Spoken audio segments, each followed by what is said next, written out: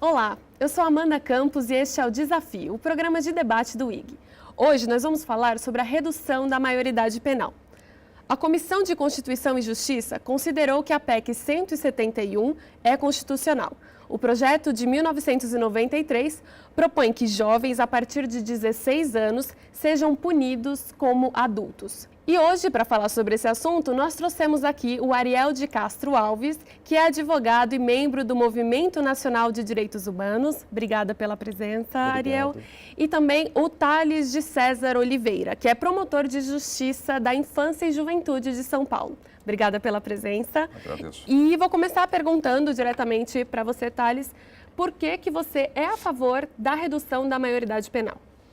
Bom, eu sou promotor de Justiça da Infância e Juventude, sempre trabalhei na área de adolescentes infratores, desde que o ECA entrou em vigor, há 25 anos atrás. E o que eu percebo nesses anos todos é que o adolescente, já a partir dos 16 anos de idade, ele tem absoluta consciência daquilo que ele está fazendo. Ele sabe efetivamente que o que ele comete é crime, ele tem noção do mal que ele está causando, não só à própria família, mas também à vítima.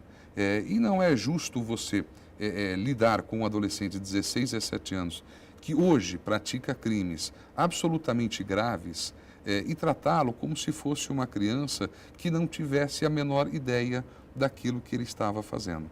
Esta é uma das razões pelas quais eu acredito que a redução da idade penal se mostra necessária. Entendi. Ariel, você discorda da opinião do Thales? Com todo respeito ao meu colega Thales, eu entendo que colocar adolescentes hoje num sistema prisional completamente falido, dominado pelo crime organizado, nós estaríamos certamente aumentando os índices de violência e gerando mínimas chances de ressocialização para esses adolescentes. Para ter uma ideia, o sistema prisional brasileiro tem 70% de reincidência e a Fundação Casa de São Paulo, nas unidades de internação, tem anunciado um índice de 15% de reincidência. Então, isso mostra claramente que nós estaríamos tendo criminosos cada vez mais precoces, cada vez mais violentos. Esses jovens voltariam às ruas muito piores do que entraram nesse sistema penitenciário. Entendi. E, na sua opinião, Thales, acredita que haverá algum tipo de redução da criminalidade se a gente condenar esses adolescentes de 16 anos como adultos? Sim, haverá num primeiro momento uma redução, até porque hoje muitos desses adolescentes, eles ingressam na criminalidade na certeza da impunidade. Porque o adolescente não só sabe que matar é crime, que roubar é crime, como tem também a exata noção de que nada pode acontecer com ele. Tanto é verdade que quando o adolescente ele é apreendido pela polícia, a primeira frase que ele diz, aquela frase célebre, sou de menor.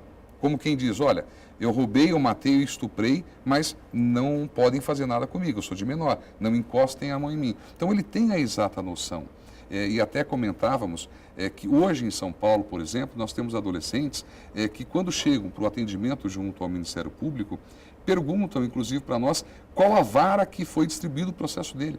Porque o adolescente já sabe que determinados juízes de determinadas varas são mais mão pesada que outros juízes. Então eles têm a exata noção do que é certo, do que é errado, da impunidade. Já conhecem os já juízes? Já conhecem o sistema. Agora, se me permitir, muito rapidamente, esses dados que o doutor Ariel apresentou são dados que não podem ser cientificamente comprovados.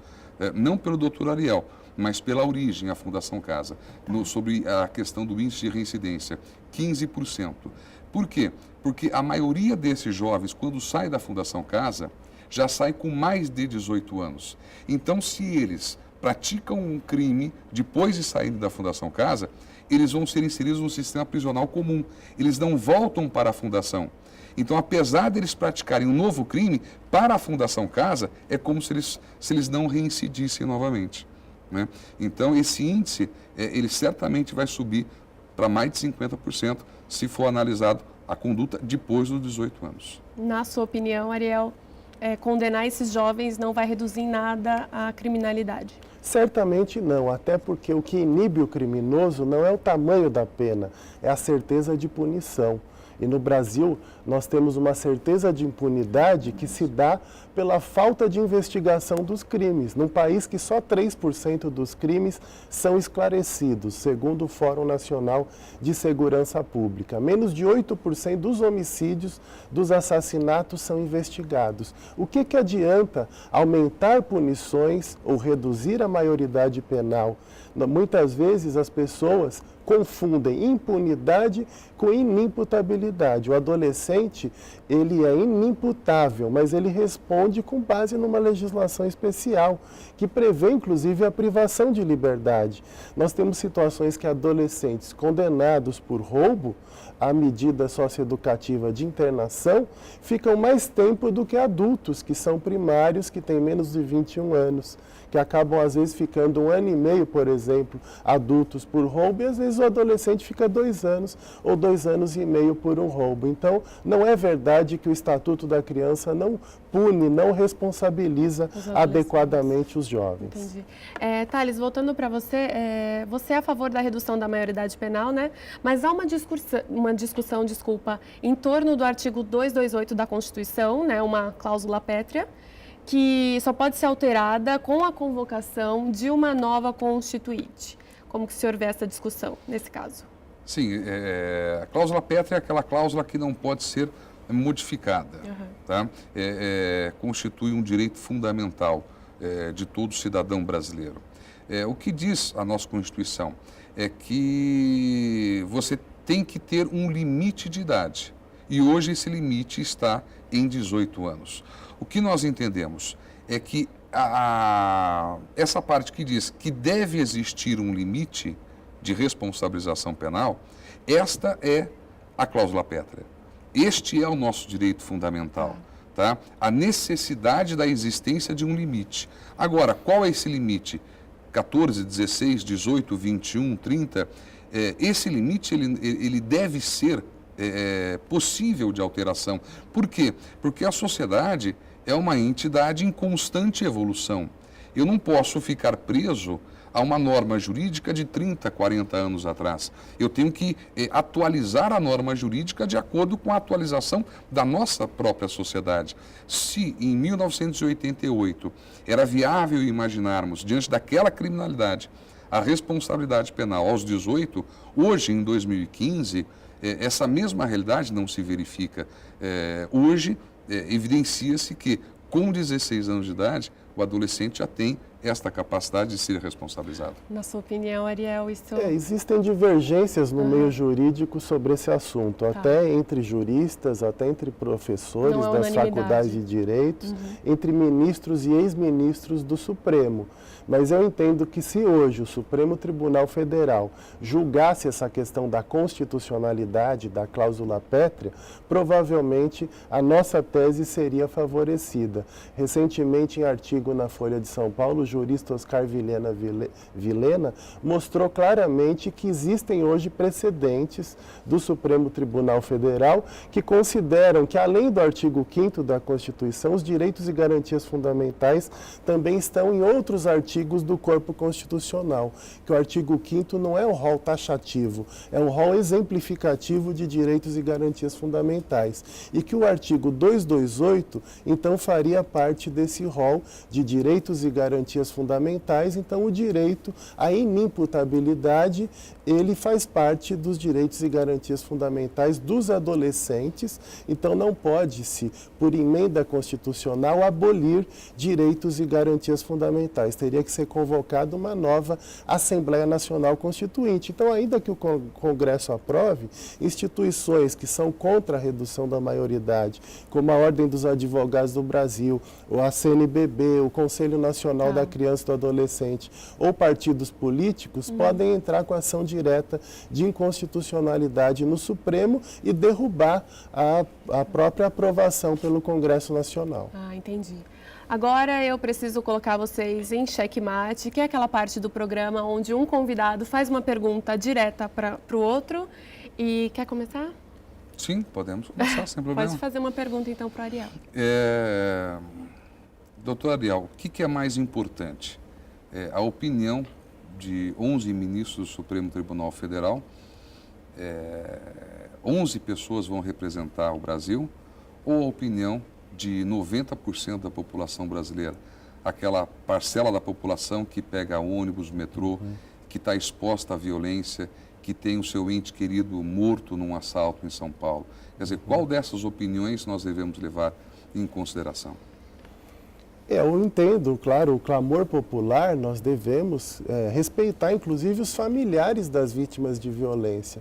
Qualquer um de nós que perdesse um ente querido, provavelmente nós defenderíamos também a redução da maioridade, a pena de morte, até o esquartejamento em praça pública, por razões emocionais, mas racionalmente eu entendo que isso só geraria o aumento da violência. Então, nós tivemos recentemente no Uruguai um plebiscito. A população foi votar sobre esse assunto e a tese contrária à redução da maioridade é que venceu. A população do Uruguai rechaçou a redução da maioridade. Se no Brasil tivesse também um plebiscito, nós teríamos condições, tendo tempos iguais, igual estamos aqui tendo no desafio do IG, de também mostrar para a população que isso só geraria o aumento da criminalidade. A Espanha e a Alemanha, elas reduziram a idade penal há 8 anos atrás, e 2 anos atrás voltaram à idade de 18 anos, exatamente pelo aumento da violência juvenil. Entendi. Agora, Ariel, pode fazer uma pergunta direta para o Thales. Doutor Thales, o senhor que atua como promotor, qual é a posição oficial do Ministério Público, tanto do Estado de São Paulo ou do Ministério Público Federal, nessa questão da maioridade penal, e também se o senhor tem visitado o sistema penitenciário e se acha que esse sistema vai poder reabilitar os adolescentes? Bom, a questão da opinião oficial inexiste. Na verdade, os procuradores gerais, eles emitem opinião pela Procuradoria-Geral, seja do Ministério Público de São Paulo, seja da Procuradoria da República. Essas instituições do Ministério Público têm o princípio da independência funcional, ou seja, cada promotor pode atuar de acordo com a sua consciência, seguindo os ditames da Justiça. O Procurador-Geral do Estado de São Paulo é contrário a esta ideia da redução da idade penal, né? Agora, eu que trabalho com adolescente infrator, e trabalhei a minha vida inteira e conheço efetivamente de perto essa realidade, né? E mais diversos colegas dessa área, somos favoráveis à redução da idade penal. O sistema prisional brasileiro é um sistema prisional falido, né? Mas isto não quer dizer que simplesmente nós possamos pegar não só esses jovens, como qualquer outro maior de 18 anos, dizer, o sistema prisional não serve, então não vamos mais colocar bandido na cadeia. Vamos deixá-los à solta nas ruas, matando, roubando e estuprando. Não. Quer dizer, se eles praticaram um crime, eles vão ser, sim, encaminhados para esse sistema prisional, como consequência natural da conduta que eles praticaram. Quem não quer ir para o sistema prisional, é simples, é só não praticar crime. Como o senhor não pratica, eu não pratico, ela não pratica, então nós não vamos para o sistema prisional, né? Agora, existem soluções para isso. Quer dizer, existem unidades, por exemplo, realidades do Estado de São Paulo, existem unidades ligadas à Fundação Casa que abrigam os jovens de 18 a 21 anos, tá certo? Quer dizer, poderia se pegar estas próprias unidades que já estão edificadas e manter os jovens de 16 a 21 anos, por exemplo, e só depois mandá-los para o sistema prisional. Muito obrigada. Nosso tempo, infelizmente, acabou. Mais informações sobre a redução da maioridade penal você vê aqui no IG. Até mais.